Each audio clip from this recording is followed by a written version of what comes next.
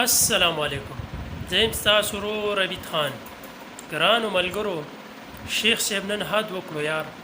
کوم بیل چې په پاکستان کې پاس شوی دی د اجراګانو باره کې چې یو اجرا د بل اجرا سره واده کولی شي، شیخ صاحب هغه باره کې څه ویلي دي او شیخ صاحب حکمرانانو له څه میسیج ورکړی دی. د شیخ صاحب زموږ مطابق یو یار، د شیخ صاحب چې دا کومه خبره کړې ده د دې زموږ مطابق مکمل حقیقت خبرې کړې دي. شیخ صاحب موږ در سره یو په دې خبرو کې زموږ ملګري ټیک شوله. د شیخ صاحب دا بیان زه هم اورم، تاسو یې را سره هم واورئ. د شیخ صاحب دا بیان د مخکې ملګرو سره هم شریک کړئ او د شیخ صاحب ته په کمنټس کې ټول ماشاءالله هم ولیکئ.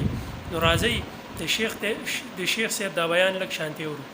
خبر شوما چې صاحب یو بیل وی پاس شوی دی چې د الک سره کې نکاح کوي. نو دا سره کرا سره تاسو ته تصدیق غواړم.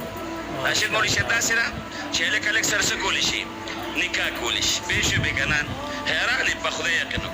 پرون مونږ ته حدیثو کې تیر شو چې کوم انسان خزه سره په حالت د هیڅ کې دغه کوي دا جما کوي یا پرس که مثلا خزه سره دا لیواتت کوي د شاده طرف نه په دې دوبر کې په ډکو امتیازو ځای کې راځي او دی ورته حلال وي حلال، نو د انسان کافر دی شپې خزه سره چې خپل خزه د هغې سره لیواتت کوي. وایي دی که رسول الله مبارک وي فقط کفره د کفر وکړه بما په هغې قرآن باندې انزل چې دا نازل شوی دی په رسول الله مبارک باندې.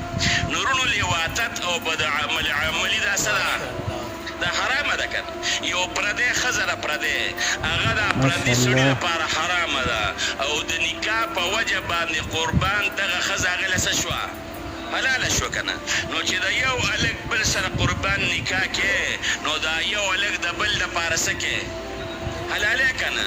نو په دوه خو بیا زه نه در کوم مفتیان په وطن کې شته، خو نور پې ته په خپله باندې سوچ وکړه، په خپله پې ته څه وکړه په خپله پې ته سوچ وکړه. صاحب دال دی هغه کسان مسلمانانو اسمبلۍ ته ولېږل، هغه کسان مونږه سینټ ته ولېږل. ولې د اسمبلۍ ته تلي دا په خپله تلي دي. د قومي اسمبلۍ ته چې ځي نو خلک به لوټ ورکوي که به له نه ورکوي. صوبایي اسمبلۍ ته ځي خلک به له اوټ ورکوي که به له نه ورکوي. زه ګورې د پارټۍ خبره درته نه کوم، د پاټو ماټو په سطح تا ته چې ته نه په منبر باندې ما خبره کړې ده او نه د پارټۍ په سطح راته زه خبره کوم. پوه شوې که نه صفا خبره درته روڼه کوم. نو ته په خپله باندې سوچ وکړه دا خلک اسمبلۍ ته چا لیږلي دي؟ موږ لیږلي دي که نه. او بیا دې اسمبلۍ والا ممبرانو سینټ والا دوی جوړ کړي دي چې کومو ښځو دا بیل پاس کړ او ټیک تر دې به مذمت هم شوي او دا بیل اوس وایي نه دی پاس شوی. دا کله پاس شوی دی؟ 2018 کې پاس شوی دی، هغې وخت کې پاس شوی دی. پوه شوې چې هغې وخت کې حکومت د بل چا و. خو تاسو نه رونو یو تپوس کوم چې 2018 کې دا بیل پاس شو نو تاسو نه تپوس کوم د اسمبلۍ خلک ته خبر و که نه؟ جواب را راکړئ که نه خبر و که نه. که د اسمبلۍ ټول خلک موجود نو د یو پارټۍ خو یو کس به پکې و که نه. هغې یو کس خو به خپل پارټۍ والا خلک څه کړي خبر کړي که نه. نو دغې خلکو عوام ولې نه خبرول؟ د ګرانۍ دپاره خو دې خلکو عوام سړکونو ته راوښکل، بازارونو ته قربان د عوام راوښکل، لارې یې بندې کړې. لارې بندول دا جایز دی؟ زمونږ خلک دا لارې بندوي او دا سړکونه جایز دي. یو ځای کې رسول الله مبارک صحابه جهاد له تلي وو او په لاره باندې صحابه لارې بندې کړې وې. پاک پیغمبر مبارک وي څوک چې لارې قطع کوي د هغوی جهاد نشته وي خبرې کې. من خلکو لارې بندي کړي دي، هغه پرېږده، هغه لاره بندول جایز او ناجایزه لا پرېږده. پوه شوې که نه. نو صاحبه چې دا خلک په اسمبلۍ کې موجود و عوام یې ولې نه خبرول؟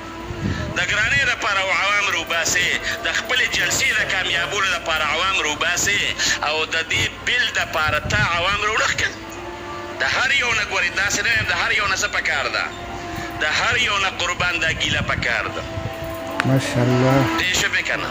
هغه وایي دال میں کچھ کالا کالا ہے، زموږ د کتابونو کې اخره کې راځي. پوه شوې که نه په تدبر. پوه شوې دا هغه غلو کې غل دي. الله دې رحم صاحب وکړي. دا زموږ د مسلمانانو وطن هغلته یورپي ممالکو کې هلک سره قربان دغه قصه ده. د ځنګل حیوان به هم داسې ونه کړي. انسان خو لا پرېږده نو هغه ته چې کوم شی دی بیل پاس شو نو که بیل پاس شي او سبا یو هلک بل سره دا چل کوي او ته ګیر کې ته ورته غږ نشي کولی ولې او بیل پاس شوی دی جیل ته نشي بوټی ولې څه پاس شوی دی بیل پاس شوی دی صاحبه الله دې رحم وکړي اصل کې هغه چې کومه طریقه ده عمر ابوبکر صدیق رضی الله عنه په دې طریقه باندې هغه خلیفه شوی نه دی خان عمر فاروق رضی الله عنه په دې طریقه امیر المؤمنین شوی نه دی عثمان رضی الله عنه په دې طریقه باندې نه دی راغلی هغه چې کومه طریقې باندې مسلمان بادشاه جوړېدل دي نو هغه طریقې شته دی الله دې هغه طریقې رایجي کړي موږ به دعا کوو ډومبې خپل دین او اسلام ته او دویم نمبر به دعا کوو